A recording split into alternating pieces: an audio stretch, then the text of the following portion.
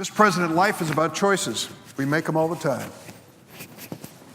Choice about where you're going to school, what you're going to study, what you're going to do with the rest of your life, what kind of job you want, your car, a lot of other choices we make. Tomorrow, the Senate gets to make a choice, and it's going to affect some people. Here's the choice. We have in this country a serious problem with college loan debt. It has grown dramatically over the last several decades.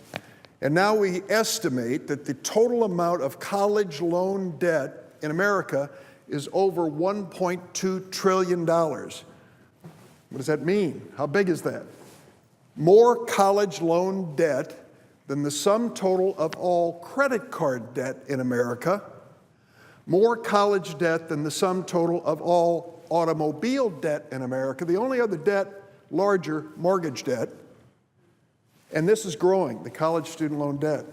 44 million families are affected by student loan debt out of a nation of 300 million, so we're dealing with somewhere in the range of 14-15% of America making payments on college student loans. And the amount of debt has grown dramatically. I won't come to the floor and tell you what I borrowed to go to school because it makes me sound ancient, but I will tell you this, when I graduated from law school, my student debt equaled 1/2 of my gross income the first year, just to put it in perspective. Not so anymore. What we're finding is that most students are so deeply in debt coming out of college that they're making life decisions based on their debt. I get emails in my office from young men and women who always wanted to be teachers. They love teachers. They want to be a teacher.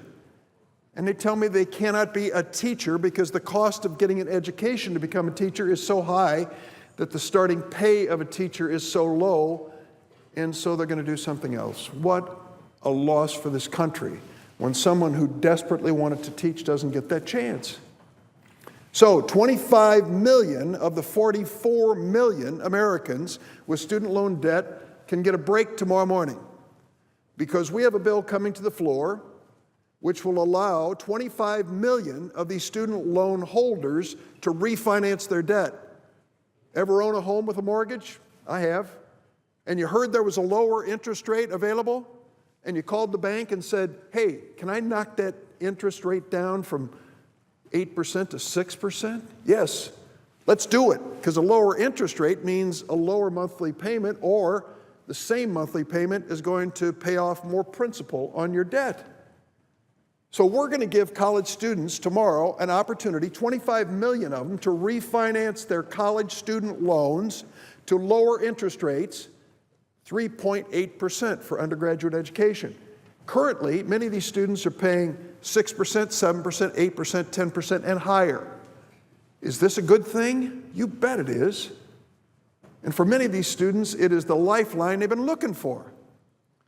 So that's one possibility. That's one of the choices. Help 25 million in debt. A college diploma ought to open the door of opportunity. It shouldn't open the door to debtor's prison. And that's what's happening to thousands of students across America right now. The first step here is to pass this bill. There's more to do, but the first step to pass this bill. The president helped us yesterday.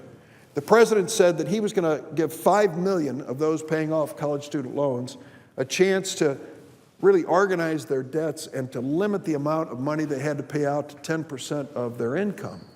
That gives some relief to 5 million, but we can do more. We can help 25 million, and that's what we ought to do tomorrow. You know, when you get back home and you talk to people about the United States Senate, a lot of them start gazing at the ceiling saying, I don't know about you politicians in the Senate. All you do is give speeches and put out press releases and take up valuable time on television. What do you do to help us? What are you doing for working families?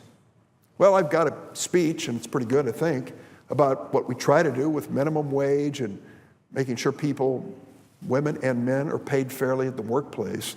But this college student loan thing just haunts me. It haunts me to think that these young people who are convinced they're doing the right thing, who are borrowing money for the right reason, higher education, are getting so trapped in debt that their lives are compromised. People make speeches about, well, it affects the economy. You know, if you got a lot of student debt, you may not buy a new car or a home or get married or have children once married because of your debt. That's all true. That looks at the big picture. But I can't get away from those smaller photographs in my mind of the people I've met in Chicago and all over my state who are trying to pay off these debts. Comes down to this. We have 55 Democrats, and there are 45 Republicans in the Senate. My job here is to count votes. I think we're going to get all the Democrats. I think every one of them will vote for it. But that's not enough. 55 out of 100 is not enough. Tomorrow, we need at least 5 Republicans to join us. 5. None of them have co-sponsored the bill yet to refinance college student loans. But they can get into this conversation and join us tomorrow in an effort to help. If 5 will cross the aisle to make this a bipartisan effort, we can get this moving. Now, I know the House of Representatives has been a dead end. So many things have gone over there to die, immigration reform and a long, long list. But I sense this is different. I sense that members of the House of Representatives in both political parties, if they go home wherever they live, if they have a real town meeting, if they invite real people, real families, they're going to hear about this issue. 44 million Americans are living with this issue. So let's do our job in the Senate. Let's pass this college refinance bill. Let's give these students a break, a chance. Let's do the right thing for them. They did the right thing and went to school. Their debt should not compromise their future.